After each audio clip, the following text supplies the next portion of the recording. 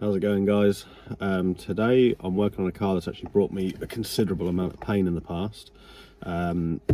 If you check out Harry's MX-5 on our channel, you'll see how that unfolded. But basically, he's now sold the car to one of his workmates. He's had a few bits done to it. He's come back to have a new AFR gauge installed because there's been a few issues with the AEM gauge, and given discrepancies in reading between the gauge and the ECU, which, to be fair, is an issue we've seen quite commonly with the AEMs, which is why we no longer use them. So we're going to fit a Zeitronix ZT3 controller with a new gauge, and we've got to change the actuator spring because it's had a different turbo fitted, so it's had a different GT28 put on with an upgraded actuator. But Lee said that it's got a 0.8 bar spring, so we're going to change that down to a 0.5 and then set the preload on the actuator. I've also noticed but the retaining clip for the actuator on the wastegate arm's missing, so I've got to replace that. It's also got a misfire, so gonna throw a set of plugs in it first, and hopefully that'll be all good.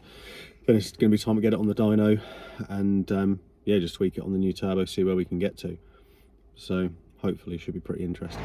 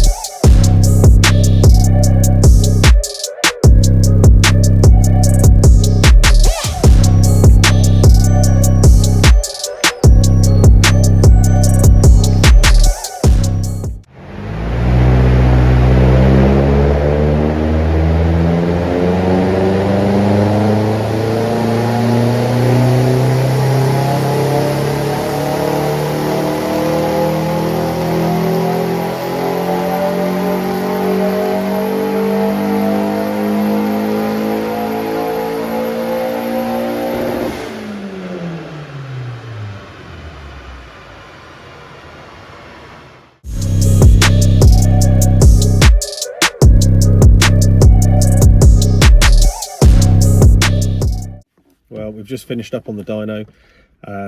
After a bit of dyno time, a few revisions, we've landed at 241 horsepower and 285 newton meters, running 0.7 bar boost at the red line.